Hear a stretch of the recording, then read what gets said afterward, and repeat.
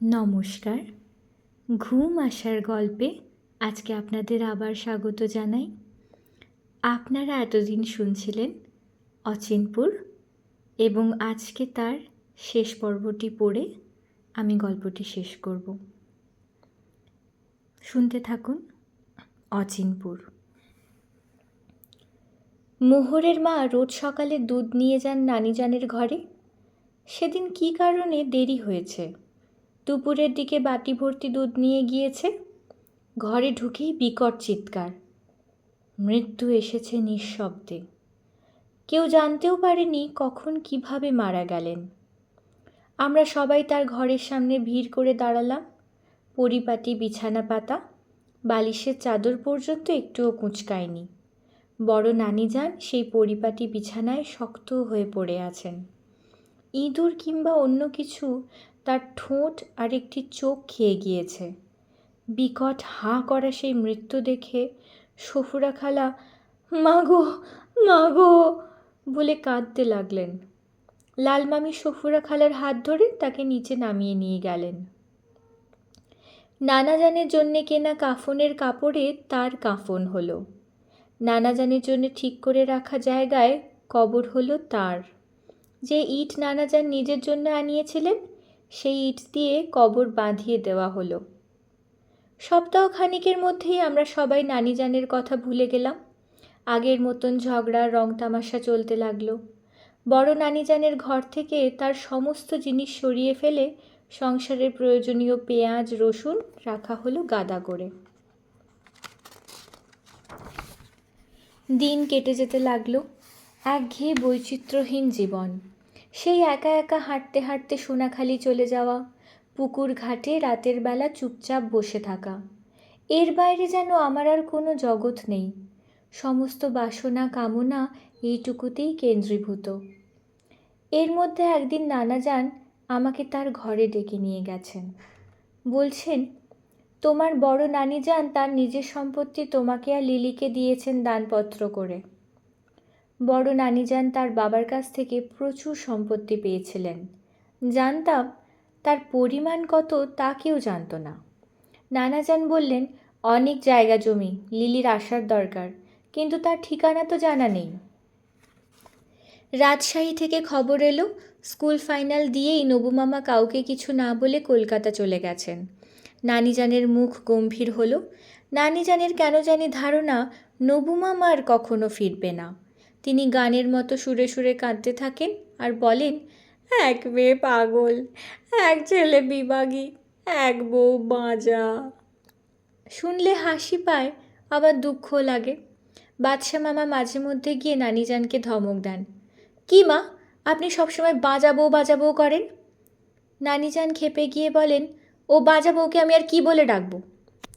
আহা, এলাচি মনে কষ্ট পায়। নানিজান কপালে করাঘাত করেন আর বলেন, হ্যাঁ রে বউ, তুই কি জাদুটাই না করলি। বাদশা মামা চিন্তিত, বিরক্ত আর ক্লান্ত মুখে চলে আসেন। নবু মামা হঠাৎ করে কলকাতা চলে যাওয়ার খুশি মনে হয় শুধু সফুরা খালাকে।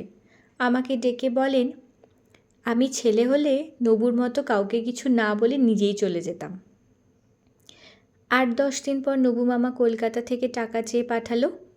নানাজান লোক মারফত টাকা পাঠালেন। নির্দেশ রইল ঘাড় ধরে যেন তাকে নিয়ে আসা হয়। বাড়িতে সিদ্ধান্ত নেওয়া হলো নবু মামাকে বিয়ে দেওয়া হবে। নানাজান মেয়ে দেখতে লাগলেন। নানিজান মহা খুশি। লালমামিকে শুনিয়ে শুনিয়ে বলছেন, নতুন বউয়ের 1 বৎসরের ভিতর ছেলে হবে, আমি স্বপ্ন দেখেছি। টাকা নিয়ে লোক যাওয়ার কয়েকদিন পরই নবু মামা এসে পড়লেন। সরাসরি এসে বাড়িতেও তিনি উঠলেন না। লোক মারফত খবর পাঠালেন কাউকে কিছু না বলে আমি যেন আজিজ খাঁর বাড়িতে চলে আসি।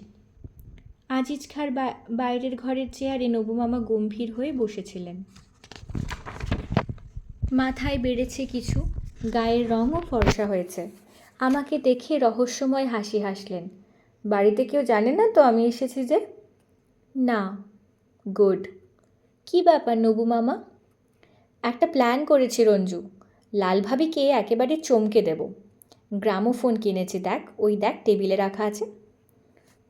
আমি হাঁ করে টেবিলে রেখে দেওয়া বিচিত্র যন্ত্রটির দিকে তাকিয়ে থাকি। নবু মামা হাসি মুখে বলেন, 5টা রেকর্ড আছে, 115 টাকা দাম। নবু মামার প্ল্যান শুনে আমার উৎসাহের সীমা থাকে না। রাতের বেলা সবাই ঘুমিয়ে পড়লে নবু মামা গ্রামোফোন নিয়ে চুপি চুপি যাবেন। যে ঘরটায় আমি আর নবু মামা থাকি সেই ঘরটায় চুপি চুপি এসে গ্রামোফোন বাজানোর ব্যবস্থা করা হবে। গান শুনে হকচকিয়ে বেরিয়ে আসবেন লাল মামি। অবাক হয়ে বলবেন, রঞ্জু কি হয়েছে রে, গান হয় কোথায়? তখন হো হো করে হাসতে হাসতে বেরিয়ে আসবেন নবু মামা। উৎসাহে নবু মামা টকবক করছেন। আমি বললাম, নবু মামা এখন একটা গান শুনি। নবু মামা হা হা করে ওঠেন, না না এখন না, পরে শুনবি। ফার্স্টে কোনটা বাজাবো বলতো? কি করে বলবো কোনটা? সেদিন সন্ধ্যার আগে ভাগেই ঝুমঝুম করে বৃষ্টি নামলো। সে কি বৃষ্টি! ঘরদোর ভাসিয়ে নিয়ে যায়। রাত বাড়ার সঙ্গে সঙ্গে হু হু করে ঝোড়ো হাওয়া বইতে লাগলো। নবু মামা বিরক্ত মুখে বসে রইলেন। রাতের খাওয়া দাওয়া আজিজ খানের ওখানেই হলো। রাত যখন অনেক হয়েছে, লোকজন শুয়ে পড়েছে সাবধানে, লোকজন শুয়ে পড়েছে সবখানে, তখন আমরা উঠলাম। বৃষ্টি থামেনি, গুড়ি গুড়ি পড়ছেই। মাথায় ছাতা ধরে আধভেজা হয়ে বাড়িতে উঠলাম। কাদায় পানিতে মাখামাখি। বাড়িতে জেগে কেউই নেই, শুধু নানাজানের ঘরে আলো দেখা যাচ্ছে। দুজনে নিঃশব্দে দোতলায় উঠে এলাম। দরজা খোলা হলো অত্যন্ত সাবধানে। একটু ক্যাট শব্দ হতেই দুজনে চমকে উঠেছি। অন্ধকারেই হাতড়ে হাতড়ে বের করলেন নবু মামা। বহু কষ্ট করে চোং ফিট করা হলো। দম দিতে গিয়ে বিপত্তি, ঘ্যাস ঘ্যাস শব্দ হয়। তবে ভরসার কথা, ঝমঝমিয়ে বৃষ্টি নেমেছে। নবু মামা ফিসফিসিয়ে বললেন, কোন গানটা দিয়েছি কে জানে, একটা খুব বাজে গান আছে, এটা প্রথম এসে গেলে খারাপ হবে খুব। আমি বললাম, নবু মামা দেরি করছো কেন? দিচ্ছি, বৃষ্টিটা একটু কমুক, নয়তো শুনবে না। বৃষ্টির বেগ একটু কমে আসতেই গান বেজে উঠল। আমার ভাঙা ঘরে চাঁদের আলো, তোরে আমি কোথায় রাখি বল। লালমামি গান শুনে মুগ্ধ কি হবে, আমি নিজেই মোহিত হয়ে গেলাম। কি অপূর্ব কিন্নর কণ্ঠে গান হচ্ছে।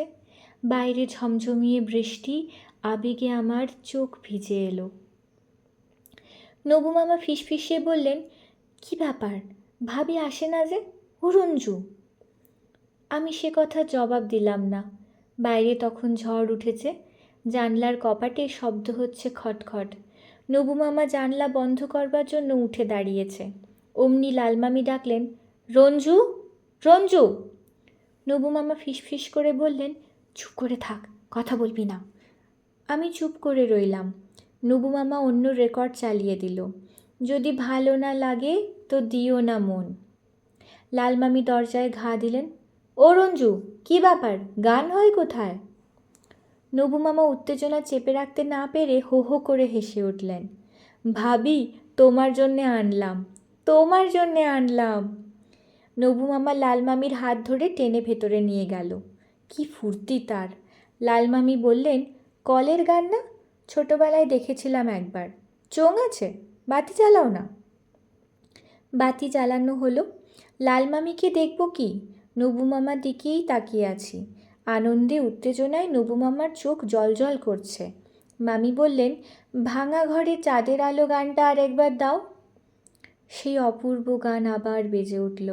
বাইরে তখন ঝড় বৃষ্টি। সে রাতের কথা আমার খুব মনে আছে।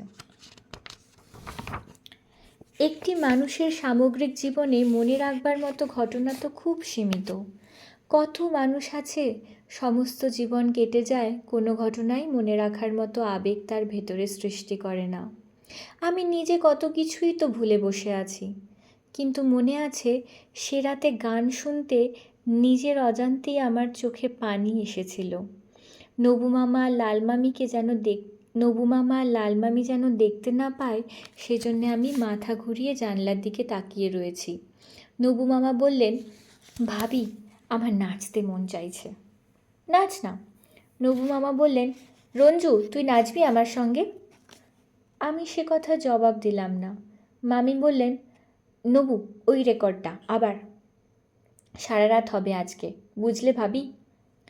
ক্লান্তি নেই নবু মামার, লালমামির উৎসাহ সীমাহীন। শুনতে শুনতে আমার ঘুম চোখে জড়িয়ে এলো। নবু মামা বললেন, গাধা, এত ফাইন গান, আর ঘুমায় কেমন দেখ। লালমামি বললেন, আজ তাহলে থাক, ঘুমো তোরা। না না, থাকবে কেন, যতক্ষণ ঝড় বৃষ্টি হবে ততক্ষণই গান হবে। কথা শেষ হতে না হতেই কড়কড় করে বাজ পড়ল। ফুর্তিতে নবু মামা হো হো করে হেসে ফেললেন। মামি বললেন, রঞ্জুর ঘুম পাচ্ছে, এগুলি নিয়ে আমার ঘরে এসে পড়। নবু আমাকে ভাঙা ঘরে চাঁদের আলোর গানটা শুনে শুনে লিখে দিতে পারবি কাগজে? নিশ্চয়ই পারবো, নিশ্চয়ই। জানলা দিয়ে বৃষ্টির ছাট আসছিল। উঠে বন্ধ করতে গিয়ে দেখি বড় নানিজানের ঘরের লাগোয়া গাছটি ভেঙে পড়ে আছে। কেমন ন্যাড়া দেখাচ্ছে জায়গাটা। ভালোই ঝড় বৃষ্টি হয়েছে। বাতাস থেমে গেলেও বৃষ্টি পড়ছে মুষলধারে। কে জানে, গতবারের মতো এবারেও হয়তো বান ডাকবে। গতবার এরকম সময়ে বাড়ি থেকে নদীর শোঁ শোঁ শব্দ শোনা গেছে। চাদর মুড়ি দিয়ে শুয়ে শুয়ে শুনি নবু মামা বলছেন, ভাবি তুমিও গাও সঙ্গে সঙ্গে। না না, আমি পারবো না, তুই গা, মাটি মে পোড়নটা গা। নবু মামা হেঁড়ে গলায় গান ধরলেন, মাটি মে পোড়ন, মাটি মে শ্রাবণ, মাটি মে তন বন যায়গা, জব মাটি সে সব মিল যায়গা। গান শেষ করার সঙ্গে সঙ্গে লালমামি বললেন, দক্ষিণে জানলা বন্ধ কর নবু, ভিজে যাচ্ছি। নবু মামা বললেন, বাদশা ভাই কোথায়? দুদিন ধরে তো আর দেখা নেই, কোথায় কে জানে। যদি ভালো না লাগে গানটা দে, ঘুম আসছে যে আবার। ও নবু, তোর ঘুম পায় না? শুনতে শুনতে ঘুমে চোখ জড়িয়ে এলো। ঘুমোতে ইচ্ছে করছিল, শুয়ে শুয়ে গান শুনতে কি ভালোই না লাগে। ক্রমে ক্রমে ঝড়ের মতো বাতাসের বেগ হলো। বাড়ির লম্বা থামে বাতাসের শো শো শব্দ উঠতে লাগলো। ধরাম ধরাম করে কেউ কড়া নাড়তে লাগলো। উঠে হারিকেন জ্বালাবো অমনি সময় সফুরা খালা ডাকলেন, রঞ্জু, ও রঞ্জু। দরজা খুলে দেখি চাদর গায়ে দিয়ে সফুরা খালা বৃষ্টির ছাঁটে ভিজছেন। মৃদু কণ্ঠে বললেন, এদিকে গান হচ্ছে নাকি রঞ্জু? হ্যাঁ, নবু মামা কলের গান বাজাচ্ছিলেন। কলের গান এনেছেন নবু মামা? নবু কোথায়? লালমামি আর নবু মামা গান বাজাচ্ছেন। সফুরা খালা আরও একটু এগিয়ে এসে বললেন, কই, গান শুনছি না তো। আমরা দুজন কিছুক্ষণ চুপচাপ দাঁড়িয়ে রইলাম। সফুরা খালা অস্পষ্ট স্বরে বলল, রঞ্জু, আমার ভয় লাগছে ভীষণ। সেই অপূর্ব বৃষ্টিস্নাত রাতে যে ভয় করবার মতো কিছু একটা লুকিয়েছিল তা আমি বুঝতে পারিনি। সফুরা খালা শীতে কাঁপছিলেন, তার মুখ দেখা যাচ্ছিল না। তবে শুধুমাত্র তার কথা শুনেই ধারণা হলো কোথাও নিশ্চয়ই ভয় লুকিয়ে আছে। সফুরা খালা কিছুক্ষণ দাঁড়িয়ে দ্রুত চলে গেলেন, যেন কোনো হিংস্র জন্তু তাকে তাড়া করেছে। মাতালের মতো বেসামাল পদক্ষেপ। আমি এসে শুয়ে পড়লাম। ঘুম ভাঙল অনেক বেলায়। মেঘ কেটে গেছে, রোদ উঠেছে ঝকঝকে। জানলার দিকে বাইরে তাকালেই মনের সব গ্লানি কেটে যায়। আরও কিছুক্ষণ শুয়ে থাকবো কিনা ভাবছি, তখন নবু মামা এসে ডাকলেন, আয় মাছ ধরতে যাই, নতুন পানিতে মেলা মাছ এসেছে। ছিপ, কানি জাল ইত্যাদি সরঞ্জাম নিয়ে নৌকা করে চললাম দুজনে হলদাপোতা। কিন্তু নবু মামার মাছ মারার মন ছিল না। অপ্রাসঙ্গিক নানা কথা বলতে লাগলেন। দুপুর পর্যন্ত আমরা ইতস্তত ঘুরে বেড়ালাম। নবু মামার ভাবভঙ্গি আমার কাছে কেমন কেমন লাগলো। তিনি যেন বিশেষ কোনো কারণে পালিয়ে বেড়াচ্ছেন। বিয়ের কথা বললে কিশোরী মেয়েরা যেমন পালিয়ে গিয়ে লজ্জায় লাল হয়, অনেকটা সেরকম। নবু মামা বললেন, রঞ্জু, আমি আর পড়াশোনা করব না। কেন? ভালো লাগে না। কি করবেন তবে? ব্যবসা করব, দেশে দেশে ঘুরে বেড়াবো। নানাজান মানবে না। আমি কারো ধার ধারি নাকি? বলতে বলতে নবু মামা ঈষৎ হাসলেন। দুপুরে খাওয়ার জন্য চিড়া আর নারিকেল আনা হয়েছিল, তাই খাওয়া হলো। হলদাপোতা থেকে আমরা আরও উত্তরে সরে গেলাম। আমার আর ভালো লাগছিল না। রোদে গা তেতে উঠেছে, ইচ্ছে হচ্ছে ফিরে যাই, কিন্তু নবু মামা বারবার বলছেন, একটা বড় মাছ ধরি আগে। সন্ধ্যার আগে একটা প্রকাণ্ড কাতলা মাছ ধরা পড়ল। সুগঠিত দেহে কালচে আঁশ বেলা শেষে রোদে ঝকমক করছে। নৌকার পাটাতনে মাছটা ধড়ফড় করতে লাগলো। দুজনেই মহা খুশি। নবু মামা খুব যত্নে বড়শি খুলে নিয়ে আমার দিকে তাকিয়ে হাসল। আমি বললাম, চলুন ফিরে চলি। চল। ভাটার টানে নৌকা ভেসে চলেছে। হঠাৎ করে নবু মামার ভাবান্তর হলো। আমার দিকে তাকিয়ে নিচু গলায় বললেন, মাছটা ছেড়ে দিই রঞ্জু? কেন মামা? না, ছেড়ে দিই বলেই মাছটা জলে ফেললেন। আমি চুপ করে রইলাম। নবু মামা বললেন, একবার আমি একটা পাখি ধরেছিলাম, টিয়া পাখি। তারপরে কি মনে করে ছেড়ে দিয়েছি। আমার খুব লাভ হয়েছিল। কি লাভ হয়েছিল? আজকে মাছটা ছেড়ে দিলাম, দেখিস মাছটা দোয়া করবে আমার জন্যে। নবু মামা পাটাতনে শুয়ে উদাস দৃষ্টিতে তাকিয়ে রইলেন। বাড়ি এসে হুলুস্থুলু কাণ্ড। লাল মামির সঙ্গে প্রচণ্ড ঝগড়া হয়েছে সফুরা খালার। লাল মামি টেনে সফুরা খালার এক গোছা চুল তুলে ফেলেছেন, গাল আঁচড়ে দিয়েছেন। সফুরা খালা বিষম দৃষ্টিতে ঘুরে বেড়াচ্ছেন। লাল মামি তার দরজা বন্ধ করে রেখেছেন। কারো সঙ্গে কথাবার্তা নেই। বাদশা মামা আধময়লা একটা পাঞ্জাবি গায়ে দিয়ে ঘুরে বেড়াচ্ছেন। মাঝে মাঝেই বলছেন, সবাই যদি এলাচের সাথে ঝগড়া করে তাহলে বেচারি কী করবে? কেউ দেখতে পারে না। ছোট নানিজান শুনে শুনে বিরক্ত হয়ে পড়েছেন। একবার ধমকে দিলেন, যা তুই, খামাখা ঘ্যান ঘ্যান, ভাল লাগে না। বাদশা মামা উঠোনে গিয়ে বসে রইলেন। বোকার মতো তাকাতে থাকলেন এদিক ওদিক। নবু মামাকে দেখে বললেন, দেখলি নবু, সফুরা কি ঝগড়া করলো? এলাচির সারাদিন খাওয়া নাই। রাতের খাওয়া শেষ হতে অনেক রাত হলো। রান্না হতে দেরি হয়েছে। সংসার যাত্রা কিছু পরিমাণে বিপর্যস্ত। খাওয়া দাওয়া সেরে ঘুমোতে এসে দেখি সফুরা খালা বসে আছেন আমাদের ঘরে। সফুরা খালা বললেন, তোমাদের জন্যে বাইরের বাংলা ঘরে বিছানা হয়েছে, এ ঘরে আমি থাকব। তাকিয়ে দেখি পরিপাটি করে ঘর সাজানো। আমার আর নবু মামার ব্যবহারিক জিনিসপত্র কিছুই নেই। নবু মামা বললেন, তুই থাকবি কেন এখানে? তোর নিজের ঘর কি হলো? আমার ঘরে পানি পড়ে, বিছানা ভিজে যায়। নবু মামা কিছুক্ষণ উদ্ধত দৃষ্টিতে তাকিয়ে রইলেন। তারপরে হনহন করে ঘর ছেড়ে বেরিয়ে গেলেন। সফুরা খালা বললেন, রঞ্জু, তুমি নবুকে চোখে চোখে রাখবে। সিঁড়ি দিয়ে নামতে গিয়ে বাদশা মামার সাথে দেখা। বাদশা মামা বললেন, রঞ্জু, এলাচি ভাত খেয়েছে কিনা জানিস? জানি না। মোহরের মা বলল খেয়েছে, তুই একটু খোঁজ নিয়ে আয়। আপনি নিজে যান না মামা। আচ্ছা আচ্ছা, আমি নিজেই যাই। লালমামি সেদিন না খেয়েছিলেন, রাতেও খেলেন না। দুপুরের ভাত নিয়ে গিয়ে মোহরের মা ফিরে এলো। সফুরা খালা অনেক অনুনয় বিনয় করলেন, কিছুই লাভ হলো না। শেষ পর্যন্ত নানাজান আসলেন। বিরক্ত ও দুঃখিত কণ্ঠে বললেন, এসব কী বউ? লালমামি কথা বললেন না। নানাজান বললেন, খাও খাও, ভাত খাও। না, খাবো না। সমস্ত দিন কেটে গেল। সফুরা খালা কাঁদতে লাগলেন। কি বিশ্রী অবস্থা। বাদশা মামা নৌকা করে চলে গিয়েছেন শ্রীপুরে। লালমামির মাকে সঙ্গে করে নিয়ে আসবেন একেবারে। কানা বিবি বারবার বলে, বউয়ের কোনো খারাপ বাতাস লেগেছে, না হলে এমন হয়? মুকুন্দ ওঝাকে খবর দাও না একবার। লালমামির মা খবর পেয়ে এসে পড়লেন। লালমামি বলল, না, আমি কিছুতেই খাবো না, এ বাড়িতে কিছু খাবো না আমি। নানাজান বলেন, আচ্ছা, মেয়েকে না হয় নিয়েই যান, কদিন থেকে সুস্থ হয়ে আসুক। ধরাধরি করে লালমামিকে নৌকায় তোলা হলো। নৌকার পাটাতনে বাদশা মামা তার সুটকেস নিয়ে আগে থেকেই বসে আছেন। লালমামি বাদশা মামাকে দেখেই জ্বলে উঠলেন, ও গেলে আমি যাব না, আল্লাহর কসম আমি যাব না। বাদশা মামা চুপচাপ নেমে পড়ে দাঁড়িয়ে বোকার মতো সবার দিকে তাকিয়ে হাসতে লাগলেন, যেন কিছুই হয়নি। তার কাণ্ড দেখে আমার চোখে পানি এসে পড়ল।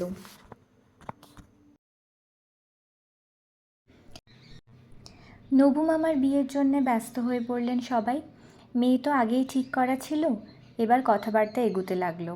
নানাজান অনেক রকম মিষ্টি, হলুদ রঙের শাড়ি ও কানের দুল নিয়ে আনুষ্ঠানিকভাবে মেয়ে দেখতে গেলেন। সঙ্গে গেলেন হেডমাস্টার সাহেব, আজিজ আলী সাহেব। আমিও গেলাম তাদের সঙ্গে। কি মিষ্টি মেয়ে, শ্যামলা রং, বড় বড় চোখ। এক নজর দেখলেই মন ভরে ওঠে। দেখে আমার বড় ভালো লাগলো। পৌষ মাসের মাঝামাঝি দিন ফেলে নানাজান উঠে এলেন। বাড়িতে একটি চাপা আনন্দের স্রোত বইতে লাগলো। সবচেয়ে খুশি সফুরা খালা, হাসি হাসি মুখে ঘুরে বেড়াচ্ছেন। সবার সঙ্গে বিয়ে নিয়ে গল্প। নবু মামার কিন্তু ভাবান্তর নেই। কি হচ্ছে না হচ্ছে তা নিয়ে মাথা ব্যথাও নেই। গ্রামের মাঠে ফুটবল নেবে গেছে। সারা বিকাল কাটান ফুটবল খেলে। সেন্টার ফরওয়ার্ডের ইনি দাঁড়ালে প্রতিপক্ষ তটস্থ হয়ে থাকেন। শিল্ডের খেলা শুরু হয়ে গেছে। গ্রামের টিম খুব শক্ত, ফাইনালে উঠে যাবে সন্দেহ নাই। নবু মামা প্রাণপণে খেললেন, মরণপণ খেলা। বল নিয়ে দৌড়ে যাবার সময় তার মাথার লম্বা চুল বাতাসে থরথরিয়ে কাঁপে। মাঠের বাইরে বসে বসে মুগ্ধ নয়নে আমি তাই দেখি। রাতের বেলা গরম পানি করে আমি আর নবু মামা পানিতে পা ডুবিয়ে অন্যমনস্কভাবে নানা গল্প করি। লালমামি প্রসঙ্গে কোনো আলাপ হয় না। তিনি সেই যে গিয়েছিলেন আর ফেরার নাম নেই। বাদশাহ মামা প্রতি হাটবারে নৌকা করে চলে যান, আবার সেই দিনই ফিরে আসেন। লালমামির ঘরেই বাকি সময়টা কাটে তার। আমি বুঝতে পারি কোথাও সুর কেটে গিয়েছে। ভালো লাগে না। তবে লিলির চিঠি আসবে, কবে আমি চলে যেতে পারবো তাই ভাবি। তখন আমি অনেক রকম স্বপ্ন দেখতে শিখেছি। পরগাছা হয়ে বেঁচে থাকতে ঘৃণা বোধ হচ্ছে, অথচ বেরিয়েও আসতে পারছি না। বড় নানিজানের অনেক সম্পত্তি আমাকে আর লিলিকে তিনি দিয়ে গিয়েছেন, কিন্তু তাতে আমার অবস্থার কোনো পরিবর্তন হয়নি। তাছাড়া সে সময় আমি প্রেমেও পড়েছিলাম। অচিনপুরের এই কাহিনীতে সে প্রেমের উল্লেখ না করলেও চলে, কারণ তার কোনো ভূমিকা নেই এতে। তবে প্রচণ্ড পরিবর্তন হচ্ছিল আমার মধ্যে, এইটুকু বলা আবশ্যক। নবু মামার স্কুল ফাইনালের রেজাল্ট হলো তখন, খুবই ভালো রেজাল্ট। ডিস্ট্রিক্ট স্কলারশিপ পেলেন। কলেজে ভর্তি হওয়ার জন্যে টাকা পয়সা নিয়ে নবু মামা রওনা হলেন। নানাজানের ইচ্ছা ছিল নবু মামা যেন আনন্দমোহন কলেজে ভর্তি হন, কিন্তু নবু মামার ইচ্ছে প্রেসিডেন্সি কলেজ। নবু মামার বিয়ের তারিখ ঠিকই থাকলো। নবু মামা নিজেও একদিন মেয়ে দেখে এলেন। সফুরা খালা যখন বললেন মেয়ে পছন্দ হয়েছে, নবু মামা ঘাড় নেড়ে সায় দিয়েছেন। 12ই ভাদ্র তারিখে নবু মামা চলে গেলেন, আর 13ই ভাদ্র বাদশা মামা শ্রীপুর থেকে আধ পাগল হয়ে ফিরে এলেন। আমি ভাষাভাবে শুনলাম লালমামি শ্বশুরবাড়ি ফিরে যাওয়ার নাম করে নবু মামার সঙ্গে চলে গিয়েছেন। কেউ যেন জানতে না পারে, সেই জন্যে বাদশা মামাকে ঘর বন্ধ করে রাখা হলো। তার মাথা ঠিক নেই, কখন কাকে কি বলে বসেন। ছোট নানিজানের ফিটের ব্যারাম হয়ে গেল। সফুরা খালাকে দেখে কোনো পরিবর্তনই নজরে পড়ে না, শুধু তার চোখে কালি পড়েছে। মুখ শুকিয়ে তাকে দেখায় বাচ্চা ছেলেদের মতন। নানাজান সেই বছরেই হজ করতে গেলেন। যাওয়ার আগে সব সম্পত্তির বিলি বন্দোবস্ত হলো। বাদশা মামাকে সব লিখে পড়ে দিয়ে গেলেন। একটি প্রচণ্ড প্রাচীন বটগাছ যেন চোখের সামনে শুকিয়ে উঠেছে। সবুজ পাতা ঝরে যাচ্ছে, কাণ্ড হয়েছে অশক্ত। আমি তাই দেখছি তাকিয়ে তাকিয়ে। শৈশবের যে অবুঝ ভালোবাসায় নানিজানের বাড়িটিকে আমি ঘিরে রেখেছিলাম, সেই ভালোবাসা করুণ নয়নে চেয়ে আছে আমার দিকে। কিন্তু আমি তো আর এখানের কেউ নই। একদিন চুপচাপ চলে যাব। কেউ জানতেও পারবে না রঞ্জু নামের আবেগপ্রবণ ছেলেটি কোথায় চলে গেল। এত বড় বাড়ি, অথচ এই কজন মাত্র মানুষ আমরা। রাতের বেলা গা ছমছম করে। মোহরের মাঝে মধ্যে চমকে ওঠে, ওটা কি গো, ও মা, ভূত নাকি? গাছের পাতায় বাতাস লেগে সরসর শব্দ হয়। এবারই সব কিছুই বদলে গেছে।